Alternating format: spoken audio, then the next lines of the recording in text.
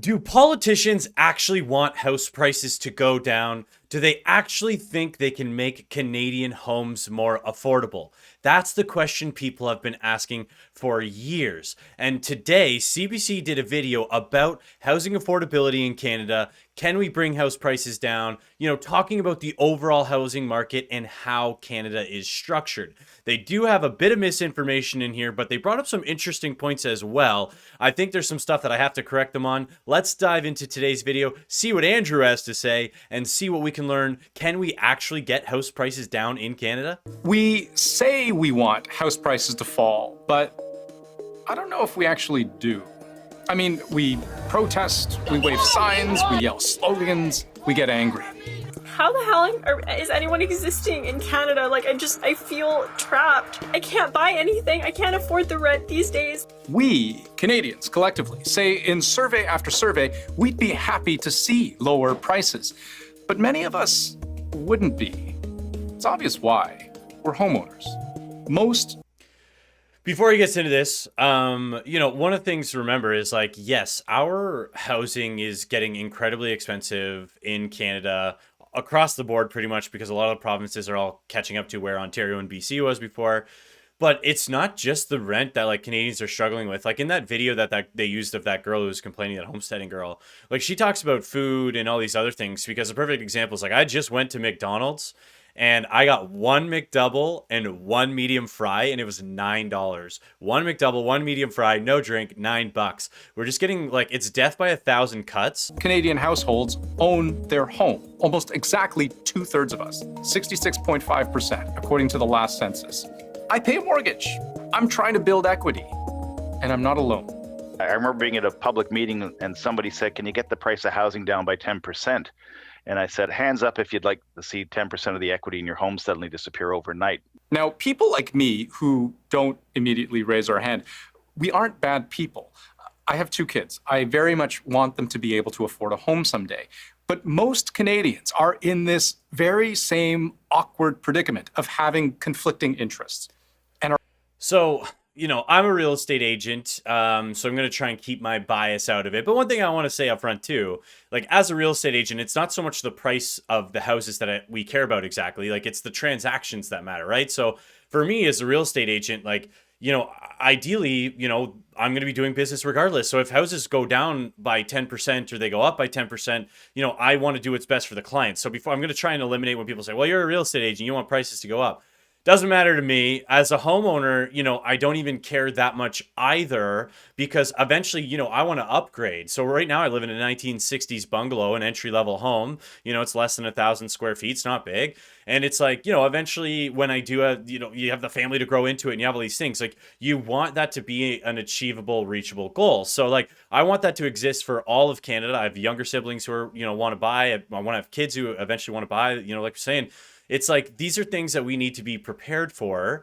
And it's we used to have a relatively steady growth that people were able to kind of keep up with. It was really only these last 4 years that got so crazy. And that is the problem with money creation, which we'll get into in a little bit later.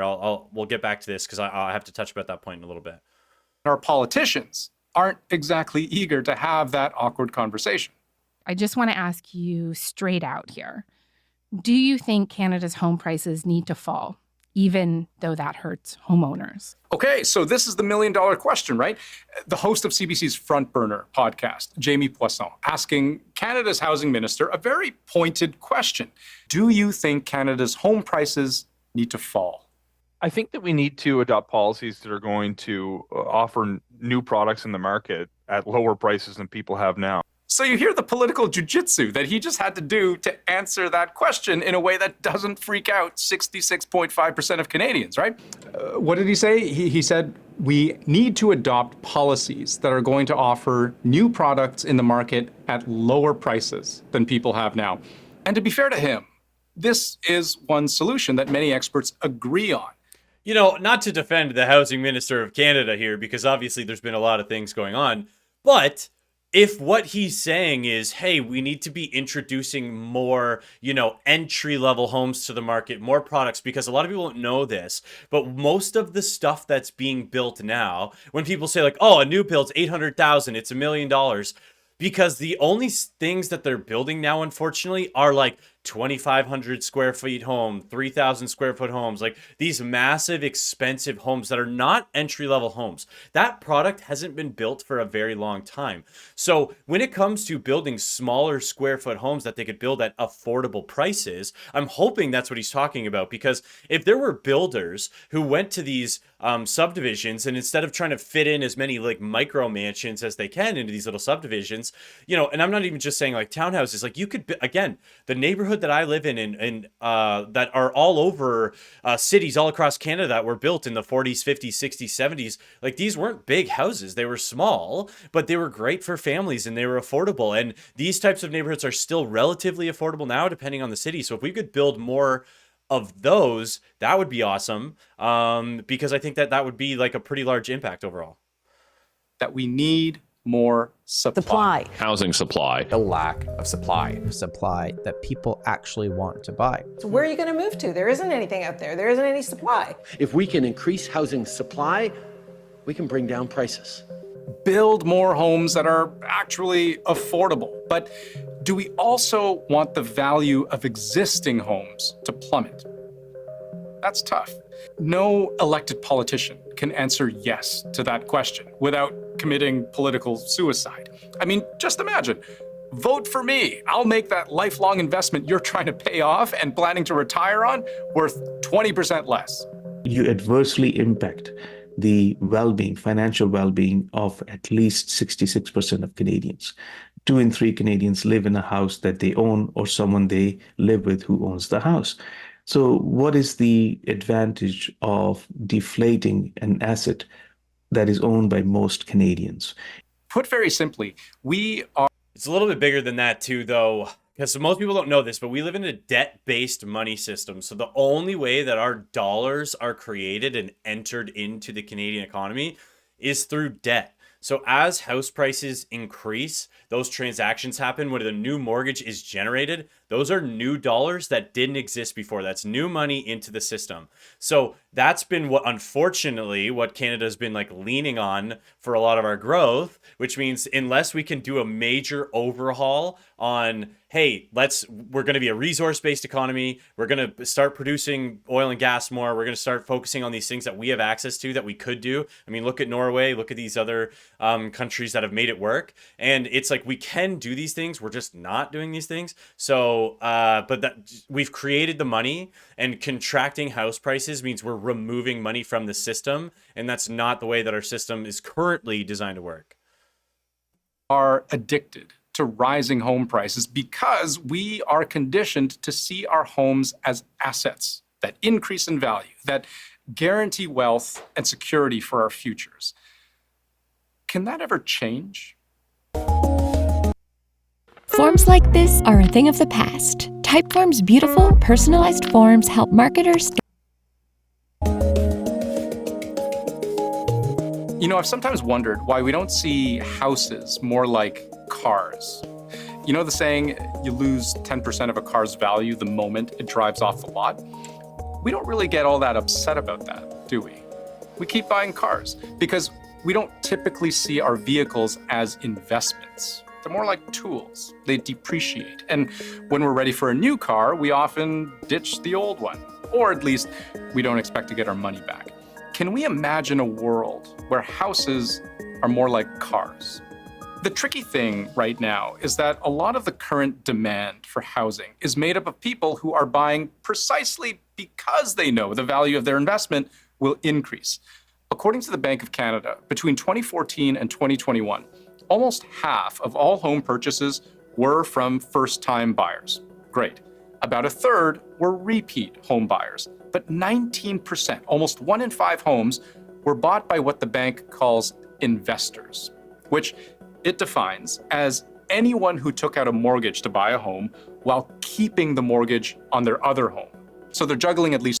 Yeah, which I mean, that can be if somebody's buying a cottage. It can be if parents are helping their kids buy, because that's been becoming more and more common, where parents are, taking out a home equity line of credit or even remortgaging their house to help their kids get into the market. So it's like, if that's, I wouldn't really consider those investors, like if that's parents trying to help or just somebody buy a cottage. Two properties at once. But you know what happened more recently?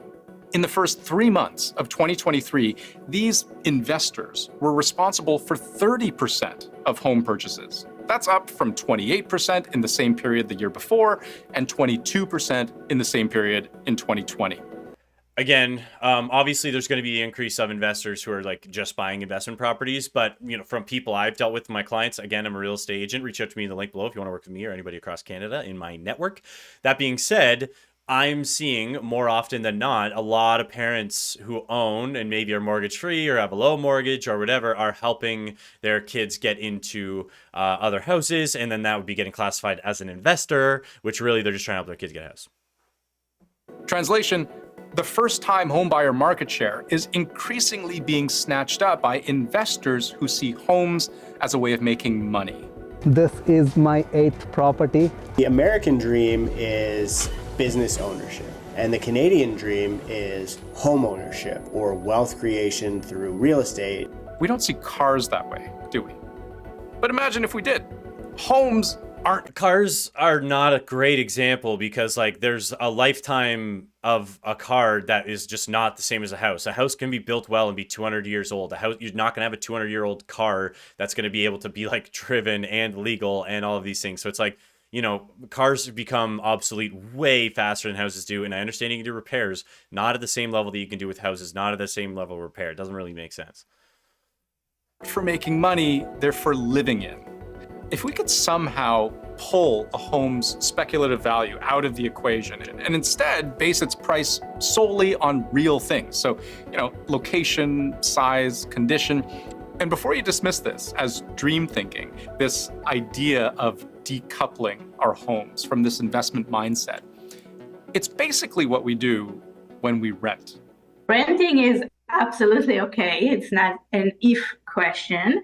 And even, when I get this argument about multi-generational wealth, there are other ways to accumulate that wealth. Well, renting is certainly okay. You pay rent to a landlord like you would pay interest on a loan to a bank. So just think about it. From your point of view, when you rent, you're not so much invested in the value of your home. Your tenancy is more contractual, kind of like leasing a car. And there are entire national housing markets that work this way. In Germany, for example, renters outnumber homeowners. There, it's largely a cultural thing. After the Second World War, around 20% of West Germany's housing stock was destroyed. There were also refugees coming from the East. So the government had a real crisis on its hands. How do we house millions of people who are suddenly homeless? Well, it got building. Simple rental properties, heavily subsidized. Rent controls, housing affordability, social welfare, they all became really big priorities. And because rents stayed affordable for so long, renting just became how you live. I'm simplifying. Yeah, obviously there's nothing wrong with renting. So it's just like you don't control your future in the same way when you rent. So obviously like there's higher risk. Maybe you might get priced out of your community if you have to move out for some reason. So, there's that. But the other thing is with the Germany example, you have a homogenous society, high social cohesion, this country that just went through a war. That's like priorities, like how do we get people into housing, all these things. It's like not a great comparison to where we are as a country now. Here, but it's also not just Germany. In Japan, consider this. Homes don't necessarily appreciate. They often lose value the longer you hold them because homes can have very short lifespans. They aren't built. Actually, as somebody who's like way too obsessed with Japan, you got the wrong guy to try this on, brother. Because yes, home prices in Japan can depreciate, but what doesn't usually depreciate is the land, because obviously they're on an island, there's not a ton of land. So the building itself can depreciate because they're usually built not to the same standard that we build to in the US and in Canada, because they know that, oh, we've got all these natural disasters, it needs to be able to be built quickly. But then the other thing is they come up with new technology all the time when they do, oh, here's our new tsunami technology, here's our new earthquake technology. So people don't like living in houses that doesn't have the new technology. So they are still they're homeowners, they're still building, but what happens is often the houses pay down and then they tear them down, and then once they're torn down they rebuild, but they mortgage to rebuild. Like, these people aren't building in cash. So it's like, yeah, like they're still doing it, it's just it's not correct what he's saying. Built to last generations, they might only last 30 years before being torn down and then rebuilt from the ground up. Why? Well, natural disasters are one reason. Earthquakes and tsunamis are a constant threat, and this cycle of destruction and rebirth is very much part of the culture.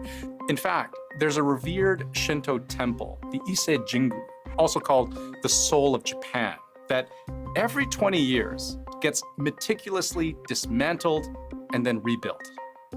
That's as real a manifestation as you can get of the cyclical nature of life and the acceptance of change. Tokyo specifically, not just Japan, has many lessons we can learn from. We need a massive cultural shift on living in the city, living in apartment, renting, and making that change near transit and thriving and vibrant urban environments.